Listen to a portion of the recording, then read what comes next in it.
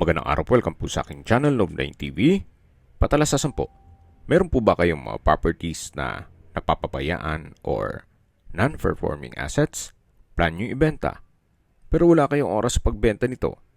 Kung ito'y pagkakatiwala nyo po sa amin, tawag lang po kayo sa aking numero, usap po tayo, gawin ko po ng video for free. Yes, libre po, wala po kayong babayaran. Tutulungan pa namin kayong mabenta ang inyong property. Kami na po bala sa marketing, sa boosting or paid ads. Even sa tripping, hindi na po kayo mapapagod sa pag-entertain ng mga buyers. Kami na po bala sa lahat. Tawag lang po kayo. Nandito po tayo ngayon sa isang guarded subdivision dito sa Dasmariñas, Cavite. Meron po tayong bagong video presentation, isang modern design house and lot na may lot area na 335 square meters. Corner lot. At ito pong bahay ay may floor area na 210 square meters. At meron pa pong guest and maid's house.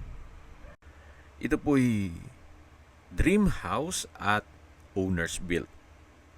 Kaya ginastosan po nila ito. May pagbabago lang sa kanilang plano kaya ibebenta na lang po ito. Yan po yung garahe. Open lang po yan. Ito po yung facade na naka-glass walls. Then meron pong brickstone design dito sa lower part at sa taas po ay may balkonahe. Fully furnished po ito kaya lahat pong makikitang kagamitan ay kasama po. Pero sa personal staff ni owner, dito po ay naka-landscape. Then may natural stone dito sa may pathways. At yan po naman ay yung extension ng master bedroom. Napakaganda po, napakadiwalas at ito'y well-maintained. Actually, dito pa sila nakatira. May solar power na rin po ito na inverter type. Then, may 3-tonner na air condition sa living area. 2 horsepower sa master bedroom. Then, 1 horsepower for each room sa second floor. May 2 water tank. At dito naman po yung tinutukoy ko na garahe. Nakakasya 2 sasakyan. Ito naman po yung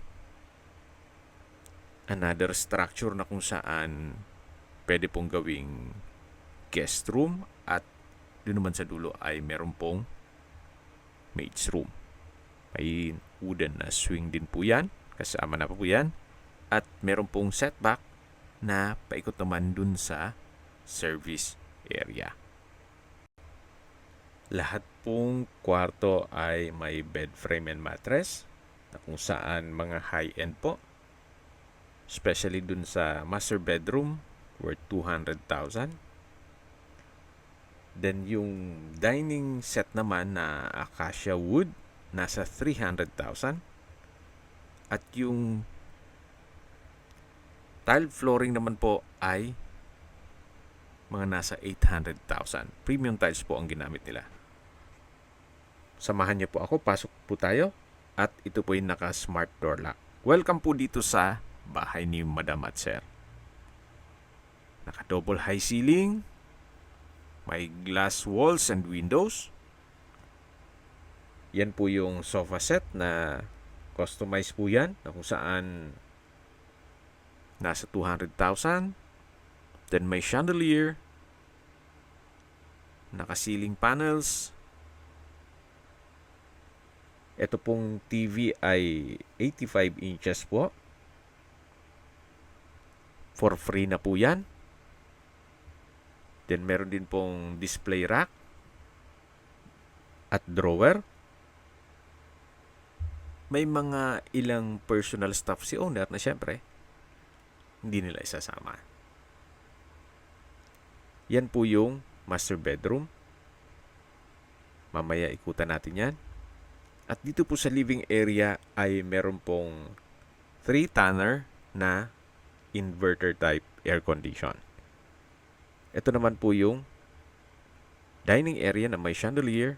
At yan po yung tinutukoy ko na dining set na worth 300,000 pesos. Na for free na po yan. Hindi na yan sinama sa computation ni Sir. at ma'am sa bentahan. Dito naman po yung formal kitchen. May island, then high chair, at pendant lamp. Sa dulo po yung kitchen countertop. May kitchen window, wall-mounted kitchen cabinet, may gas range, then coffee maker, at dito po sa baba ay meron pong storage ng kitchen utensils. Yan po yung stainless sink with faucet at automatic dishwasher na kung saan hindi pa po nila nagagamit yan. Dito naman po ay may display cabinet at katabi lang po nito yung powder room. May hand wash basin, vanity mirror, water closet with bidet at bathroom window. Naka-tile bathroom wall na rin po at may indoor plants. Balik po ulit tayo dito sa may island at formal kitchen na may pendant lamp. At yan po yung dining area. Ito pong access door ay naka-smart door lock na rin. At dito naman po yung service area. Naka-enclose po yan. Then, pag dinaretso nyo po ay papunta naman sa maid's room. May quartz kitchen countertop, wall-mounted kitchen cabinet, at sa dulo naman po yung service area o laundry area. Nakabakod na po buong property. Then meron din pong dalawang water tank in case ng water shortage. At sa dulo po yung enclosed area na malapit sa master bedroom. Ito po yung dirty kitchen. At matatanaw naman natin yung kabilang structure na kung saan nandun po yung maid's room at yung guest room. Balik po ulit tayo dito sa loob. Ito po yung dining area na meron na pong dining set. At yan po yung sliding door na access naman dun sa may swing. At yan po yung living area. Check na natin ang master bedroom. Yung color yellow po, yan po yung main door. Pasok po tayo. Ito po yung tinutukoy ko na bed frame and mattress na kung saan worth 200,000 daw po yan. Kasama na po sa bentahan. Meron na rin pong split type aircon na 2 horsepower. Then may massage chair. At ito pong TV ay 65 inches. Then dito po sa dulo ay meron pong extension na covered area na ginawang gym. Naka-glass walls and door din po yan. Then pag dinaretso nyo po yan ay papunta naman dun sa may dirty kitchen. At dito naman po yung sa harapan ng bahay or yung corner side. Balik po tayo dito sa loob. Yan po yung master bedroom at dito naman po yung walk-in closet. Naka-sliding door po yan. May multiple shelves at drawer. High ceiling. At dito naman po yung toilet and bath. May couple hand wash basin, malaking vanity mirror. Then meron din pong bathroom cabinet. May tiled bathroom wall, bathroom window. Meron pong bathtub at floating na water closet with bidet. Ito naman po yung shower enclosure na may overhead shower. Napakaganda po ng disenyo. sadyang may pagbabago lang sa kanilang plano. Magmamigrate na po sila sa ibang bansa. Kaya, bebenta na lang itong kanilang dream house. Yan po ulit yung walk-in closet. At ito po yung master bedroom. At kung meron man po kayong PWD or senior citizen sa pamilya, itong kwarto na to ang para sa kanila. Labas po tayo. Ito po ulit yung living area o salas. Yan po yung main door. Yan po yung glass wall and window. Pag nakakataas po yan, sobrang aliwalas. Then yan po yung chandelier. At aakyat na po tayo. Ito pong hagdan ay naka-wooden staircase, stainless handrail, at glass railing. Pag nakataas po itong staircase wall ay meron pong natural sunlight. At nandito na po tayo sa second floor. Ito po yung hallway at dito naman po yung open below. Mula po dito matatanaw natin yung living area at dining area at yung main door. Lipat po tayo dito sa mga kwarto na kung saan ito po yung second bedroom. Napakalaki po ng espasyo. Meron na rin po itong bed frame and mattress, split type aircon, bedside table, customized glass window, may wardrobe and drawer, at may sariling toilet and bath. Na naka-solid wood door, may bathroom countertop, hand wash basin, vanity mirror. Floating po itong water closet. Meron pong shower enclosure with overhead shower. At ito'y naka-tiled bathroom wall. Yan po yung raindrops overhead shower. Labas na po tayo dito sa toilet and bath ng second bedroom. May center lamp, ceiling cove design, pin lamp, at naka-tiled flooring. Labas po tayo ulit dito sa my hallway. Yan po yung hagdan. Yan po yung chandelier, double high ceiling. Balik ulit tayo dito sa hallway. At sa dulo naman yung access papunta sa balkonahe. Ito po yung third bedroom. Sa ngayon, may natutulog, kaya hindi natin ma-check yan. Pero, same design lang po nung first bedroom. Meron din pong toilet and bath. Ito naman po yung balkonahe. Hanggang sa dulo po yan. Yan po yung ceiling panels. At mula po dito matatanaw ang inyong mga magiging kapitbahay. Yan po yung pedestrian gate at yung driveway. Yan po yung glass wall. At balik na po tayo dito sa loob. Habang naglilibot po tayo, pag-usapan natin ang distance, location at travel time. Mula po sa public market, mga 5 minutes drive.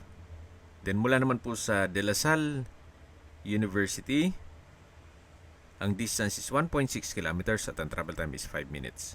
Mula naman po sa Emilio Aguinaldo College at De La Salle Medical Center, ang distance is 2.3 kilometers at ang travel time is 7 minutes. Yan po yung laging binabanggit sa inyo na dapat nyo i-consider sa paghanap ng property, yung meron pong malapit na hospital. Hindi ko naman po sinasabing sakitin kayo. Yan naman po for emergency purpose lang naman. At mula naman po sa Windward Subdivision na may access sa Villar City, ang distance is 4.5 kilometers at ang travel time is 19 minutes. Mula naman po sa Walter Mart, ang distance is 3.1 kilometers at ang travel time is 11 minutes. Mula naman po sa Manila o sa airport, ang distance is 28.9 kilometers at ang travel time is 1 hour and 4 minutes. Yan po yung wooden swing. Ito naman po yung tinutukoy ko na guest house. Malaki naman po ang espasyo nito. At maganda rin po ang pagkadisenyo. Maliwala siya. Kung may bisita po kayo, pwede pong dito magstay. At labas po tayo. Yan po ulit yung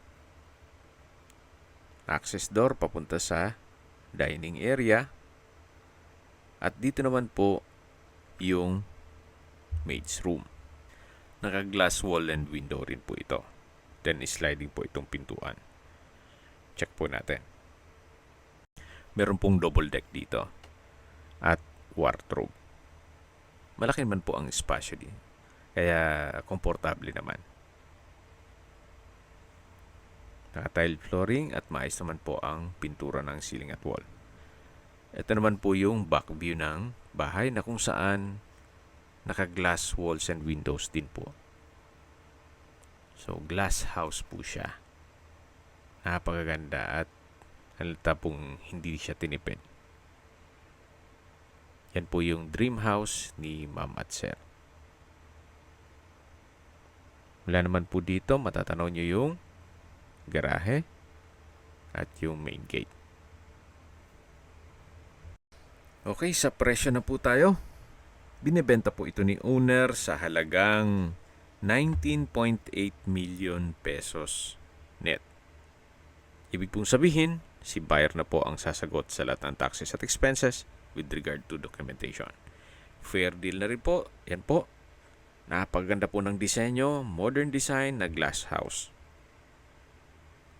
Nasa flood-free area at secured community. Corner lot, fully furnished.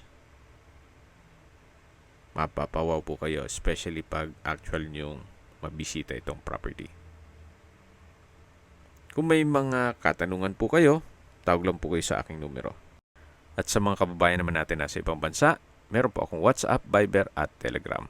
Same number lang po, 0917-316-3399. Sa mga nagtatanong naman po ng aming Facebook, meron po aming Facebook page na Nov9TV at Facebook Real Video. Meron din pong TikTok at Instagram. May ibang YouTube channel po kami, the Nov9TV channel, Nov9TV Listings,